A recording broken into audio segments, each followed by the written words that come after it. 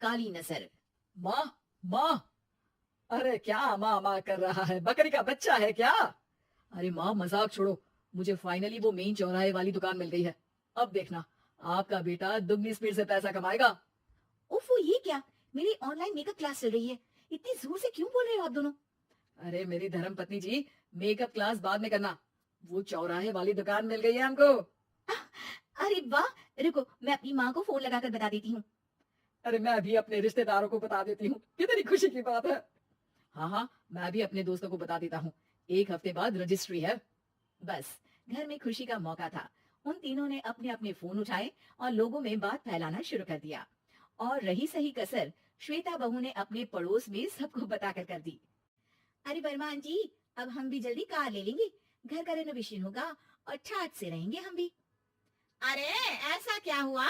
Lottery battery लग गई है क्या? अरे, इस बार चौराहे वाली मॉल में हमको भी दुकान मिल गई है। दुकान नंबर 21, जो एकदम चौराहे पर है। अब ग्राहक बढ़ेंगे तो आमदनी भी बढ़ेगी ही ना। अरे वाह, कितनी खुशी की बात है। मैं बहुत खुश हूँ तुम्हें इतना खुश देख के। बाकी एक बात कहूँ, सबको मत बताते फिरना। किसी की नजर लग जाएगी तो खुशी की खबर वापस लौट जाएगी। हैं? ऐसे थोड़ी ना होता है।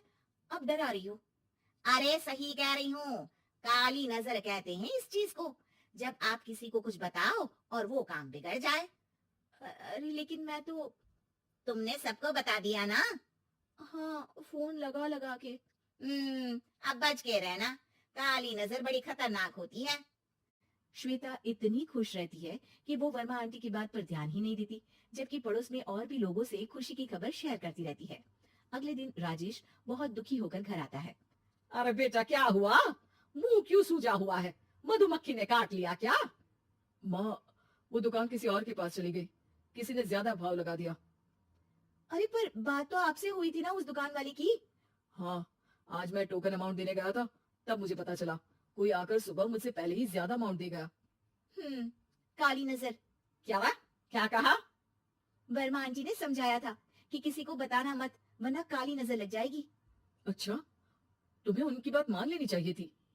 उनकी बात मान लेती, लेकिन उसके पहले ही सबको बता चुके थे ना हम तीनों। अरे अगली बार से ध्यान रखेंगे। कोई भी नई चीज होगी तो किसी को नहीं बताएंगे। तीनों कुछ दिन ऐसे ही रहते हैं, पर एक दिन श्वेता को एक मेल आता है। राजेश, मेरा ऑनलाइन मेकअप कोर्स कंप्लीट हो गया। अब मैं खुद का पार्लर खोल सकती हूँ। अरे वाह, अपने मोहल्ले में ही खोलते हैं। ये जो घर के सामने दुकान है ना, वही। हाँ, यहाँ सस्ती भी मिल जाएगी। अगले दिन श्वेता वर्मा आंटी के पास जाती है, मिठाई का डब्बा लेकर। अरे आओ आओ, कैसे आना हुआ? जोर से नहीं बोलूंगी। वो सामने वाली दुकान है ना, वहां मैं अपनी पार्लर की दुकान खोलने वाली हूँ। उसकी मिठाई है। अरे वाह, बहुत बधाई हो तुमको। हाँ, मैं कमाने लगूंगी तो राजेश पर पूरे घर का बोझ नहीं रहेगा ना आंटी जी। ये तो है। पर ये बता कि तूने ये बात किसी और को तो नहीं बताई ना? अरे नहीं नहीं, पिछली बार गलती कर दी थी। काली नजर लगी किसी की और राजेश के हाथ से वो दुकान चली गई थी। सबको मत बताना।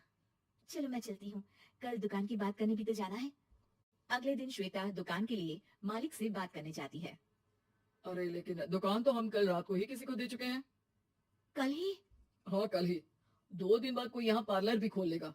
अब कहीं और दुकान देख लीजिए। अरे पर हमको भी तो पार्लर ही खोलना था। हाँ भाई, ये एक ही दुकान है। आधी आधी तो नहीं दे सकता ना मैं। राजेश और श्वेता घर पर हताश होकर आ जाते हैं। इस बार तो किसी को बताया भी नहीं था। अब किसकी काली नजर लग सकती है? सुनो, तुमने माँ को बताया था क्या? अरे कैसी बात कर रही हो? माँ की नजर थोड़ी ना लगेगी। पक्का तुमने किसी को नहीं बताया था ना? सिर्फ वर्मा जी को बताया था। उन्होंने ही मुझे किसी को नहीं बताने को कहा। अरे यार, तुम भी सही हो। मेरी माँ को नहीं बताने को कह रही हो, पर वर्मा आंटी को बताना तुम्हें जरूरी लगा।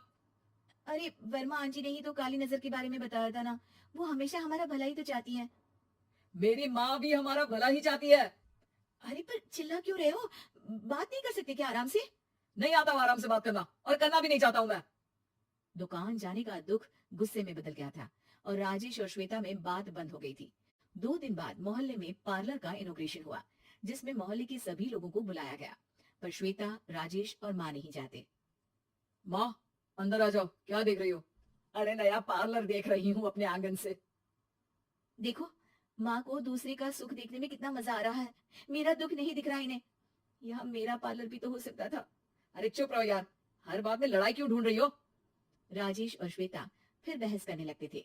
तभी माँ ने दोनों को बाहर बुलाया। अरे जरा देखो तो दुकान चलाने वाले का बोर्ड पर नाम क्या लिखा है? श्रुति वर्मा। गाड़ी निकाल बेटा, हमें कहीं जाना है।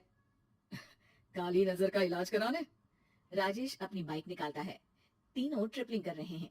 माँ राजेश को उस मॉल वाली दुकान पर लेकर जाती है जहाँ राजेश अपनी दुकान खोलने वाला था। यही दुकान लेना चाहता था ना तू?